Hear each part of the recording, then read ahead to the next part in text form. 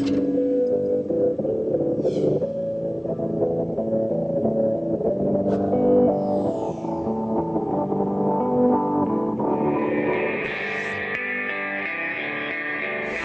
we are back in session. This is the Monday, December 2nd, 2013, UHS District Number 6 meeting. The board has been in executive session, and that has just been dissolved. We met at 6:30 until about 8:40. So the first order is to ask for a motion regarding the executive session. There will be two motions, I believe. Ruth? I move that we accept the recommendation of the senior high school principal in the matter of student A. Second. Second, okay. All in favor? Aye. Aye. Opposed? Okay. Abstentions? So six, is there, everybody is here? No. Everybody is here. Yep. Oh, we're all there, yeah. 6-3.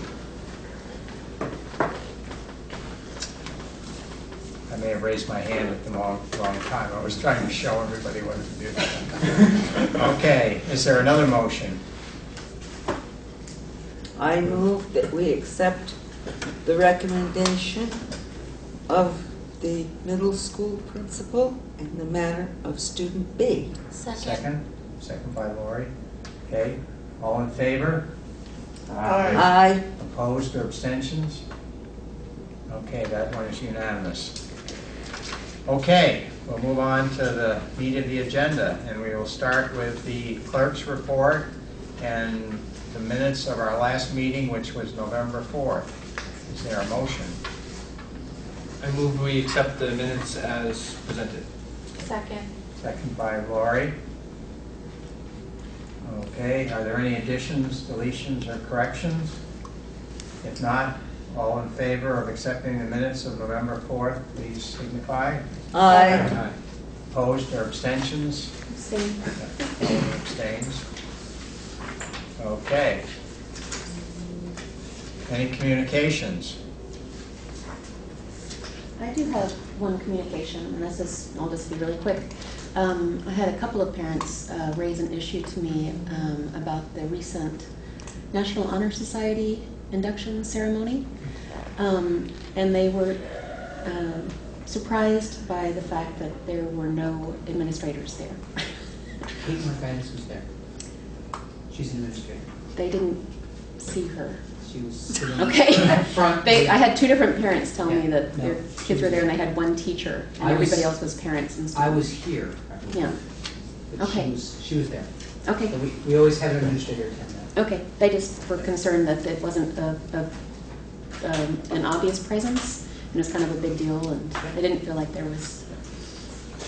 I received an email from somebody who has a grant that could possibly bring like a circus program into an exercise program, and I just wanted to make sure that did you receive the brochure? Okay, great. She'll probably be in touch. Okay, any other communications? Okay, anything else for the clerk's report? If not, recognition of groups and individual visitors, we have none. We're all in bed, I guess. We'll move on to consent agenda. Is there a motion to go into a consent agenda? I move we go into consent agenda. Lori? Second. Second by Sean. All in favor? Aye. Okay, we are in consent agenda, and we'll start with finance. I believe that the last Finance Committee meeting we had was on the 6th of November, where we approved warrant numbers 1085, 1086, 1087, 1088, 1090, 1091, 1092, and 1094 for a grand total of $385,404.11. And we approved payrolls of October 4th, the amount of $510,341.42, And October 18th, in the amount of $500,234.38. And And that's as opposed to the agenda, there was a slight typo. One number was written twice. 1085 and 1086. I think it was just one. Yeah, 1085 and 1086. Oh, it is listed I- 1085 twice. You said it right, but I just wanted oh, okay, people to okay, not think that this was wrong. okay. So, that's my report. It was so long ago, I forgot what else we did. Well, the only other thing we just briefly asked Jim to get an update on the what's going on with the Famolari property that has been up for sale and part of which we utilize for our fields. And and I haven't had a chance to touch base with him whether he's heard anything on that. But, apparently that's still up in the air. And we have expressed our interest in certainly not as a buyer, but be able to utilize it in some form. So that's on record that we would like to continue to have use of those fields. Okay, that's it for finance. Planning and policy. Okay, teacher curriculum. Has not met since our last meeting. BAMS committee. Has not met since our last meeting, but we are meeting 2 weeks from today at 7:45 in the morning in the BAMS conference room. Okay, so that's the 16th. Yep. WRCC committee. Not met. Other. Just a quick report on the SU Finance Committee. The last meeting Ruth attended in my place. I was giving an exam that night. Our next meeting is Wednesday, and we're looking at the new allocation for all the various special ed costs. And I just got a memo on it a couple of days ago, and I hope to be able to sort through exactly how the allocations were figured out. At this point, at the high school, I think it was somewhere between a 1% and 2% increase from last year's budget, because the special ed is going to be largely coming through the SU this time, rather than coming through the UHS. All we heard was about 2.28%, wasn't it, for the high school? Yeah. UHS, yeah. Quite minimal. What would we Oh, yeah, look forward to 0.28, hearing that 0.28%. official allocation. 0.28%, right. Yep, so we'll figure that out, because it's a formula that Jim is recommending that we stick with for 3 years, and it'll, as I've mentioned before, part of the intention is to smooth out a little bit of the special ed costs as sort of exceptional kids happen to come through one district or another, to try to spread that out a little bit in an equitable fashion. So I'll have a more specific report next time. Okay. All right. Is there a motion to accept consent agenda? I move that we accept consent agenda. Second. Okay, did you get that, Ruth, Mike, and Laurie? I am getting it as you speak. Okay.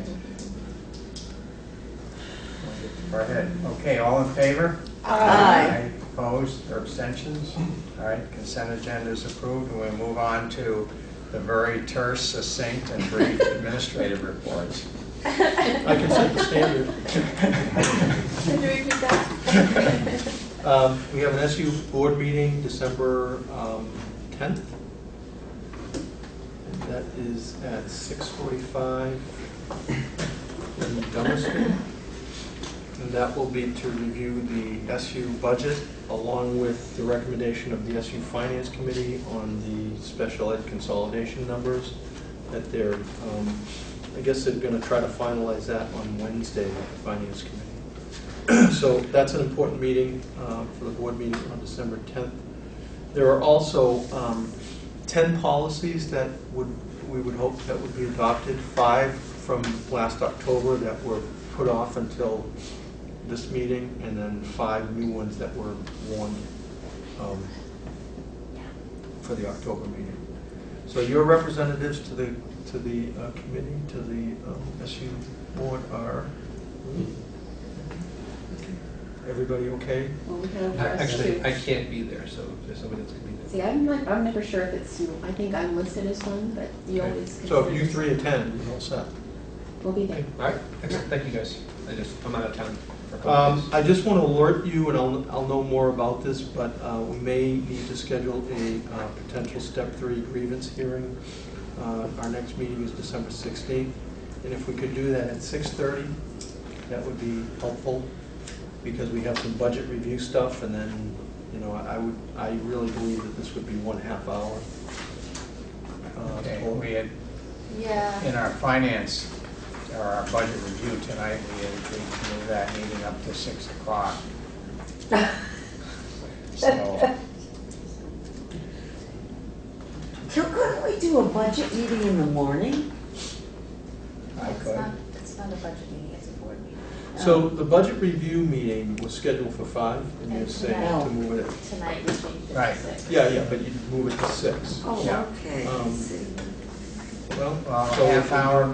if we do that from 6 to 6:45, we do the hearing at 6:45, We didn't think we needed that long for the budget review meeting. It shouldn't, 6 to 6:30? yeah, we could probably still do that, half hour. We're not voting on anything at that point, we're just going over it with the full board. Okay. So Hearing let's stick with that. 6:30, Yep. okay. I may, considering, I'll talk with Jim Kane, but considering the timing, I might do it at 6:45, but the hearing shouldn't be that long, quite frankly. And other than, I'm is that- sorry. We do the hearing at 6 and then have our budget meeting and school board meeting start after the hearing? that's what you prefer, 6, if people can make it? And then that way we're not feeling like we're constricted on the amount of time we do spend on the budget. And there's no gap Yeah, between stopping and The starting. public gets to see it. Yeah. People can make it at 6? 6 o'clock it is. Oh, we're gonna come at 6 anyway. Good point. And you said that's only tentative? Yeah, I'll confirm it, but I So think it will either happen. way, our meeting will start at 6? Yeah. Okay. The full board should be there at 6. Okay. And Barbara will put that in her. Yes, I Yeah. have it. And then the only other thing is, I'll wait for Steve, but kind of a staff situation that he'd like to confirm with. Oh, and I'm sorry, I was going to be quicker. We need an update on the FY14 school board report. I'm going to pass this on to Ricky, just to remind him of what a great job he did. It was unbelievable last year. And whether he would want to consider doing it again or passing it on to somebody else. If the board feels comfortable with it, I'm willing to do it again this year. We're comfortable. Thank you. Very, very comfortable, I Ricky. will do it again this year. Thank you. That's it. Hip hip hooray. Thank you. You heard me. Okay, let's move down the row here in the Career Center. So last Tuesday, or Monday and Tuesday during our teacher in service days, I had my staff sitting in this room for a very rigorous introduction to the Common Core it was facilitated by 2 representatives from, excuse me, from Castleton State. And the focus was to give them an overview of how they can, as Career Center teachers, implement the Common Core starting next year, and with a focus of math and English language arts. And out of all of my staff, 14 will choose to get 3 college credit hours with continuous college work from now until June. So very exciting, and they're really open and receptive to the rigor that's really going to be applied with the Common Core standards next year. That's it. Wow, set the standard. Mr. Perrin? I can't beat that. So a couple of quick things. First of all, last Friday we successfully hosted the Connecticut Valley District Fall Music Festival with over 200 students representing 20 middle and high schools. As usual, Steve Rice, Patty Meyer, Tom Mashaka did a great job of welcoming everybody and making the students feel welcome, and the teachers as well.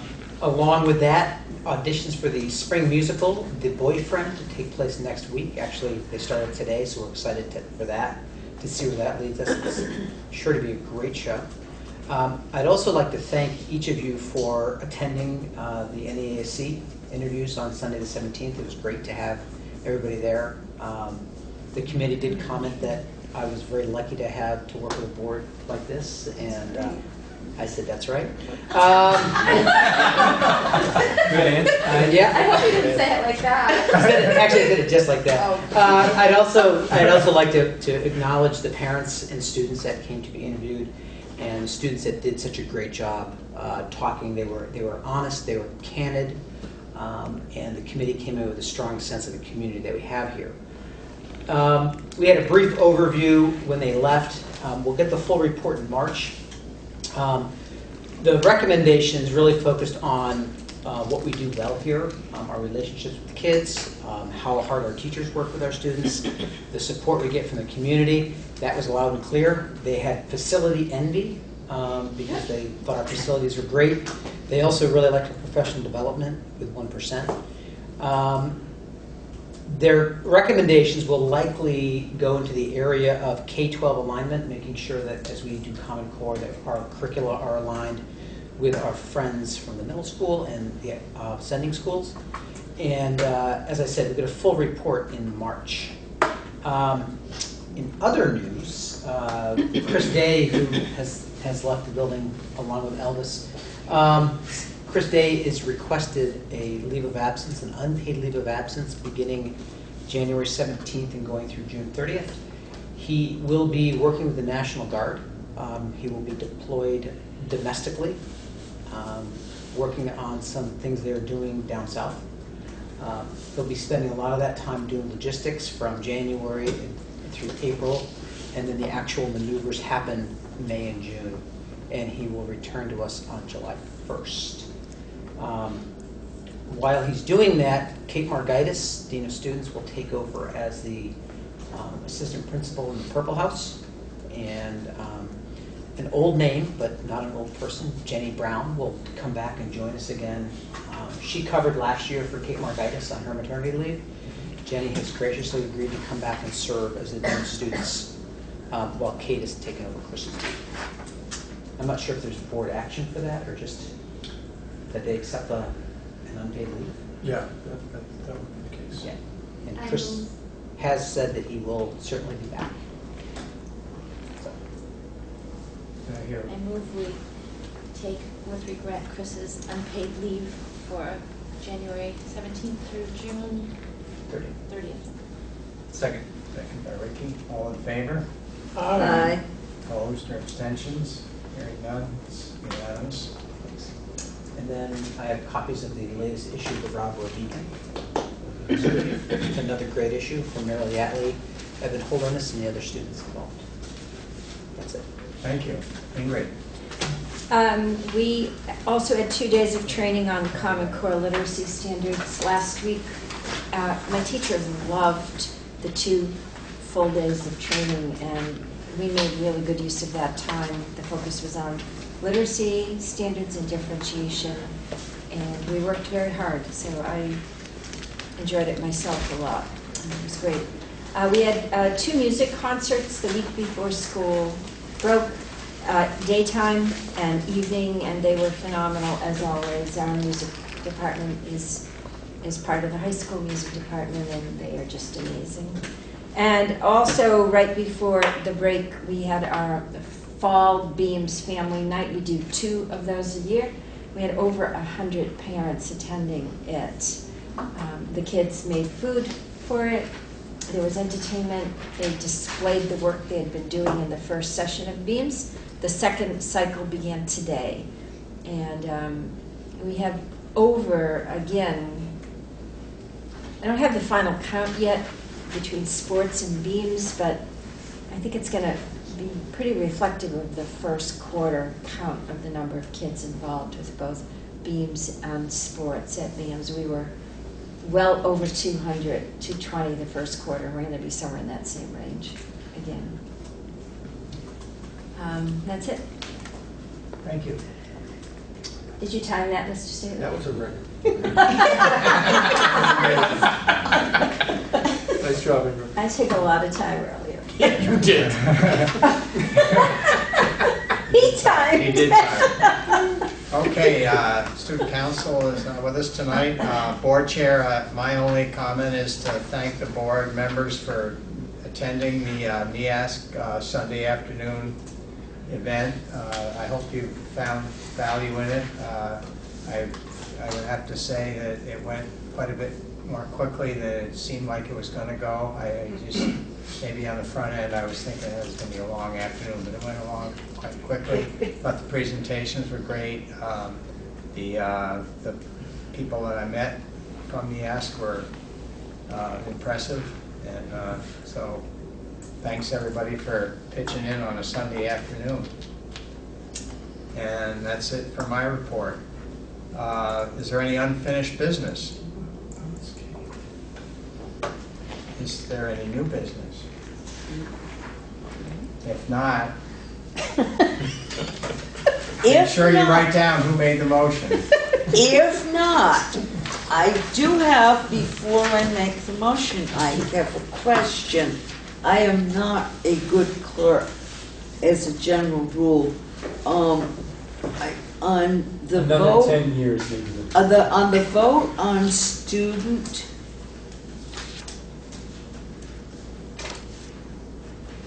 A, Please.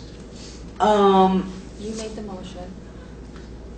but, yes, but the vote was not unanimous. 6-3 in 6 to favor. 3. 6 to 3, 6 in okay, favor, 3 all right. against. I And was not screwed sure. things up by kind of raising my hand to show you what you're supposed to do. One vote per person. I know, I So anyway, all right, now I will move to adjourn. Second. Okay, all in favor? Right. Yeah, I guess so. I really would like to spend some more time, but thank you all.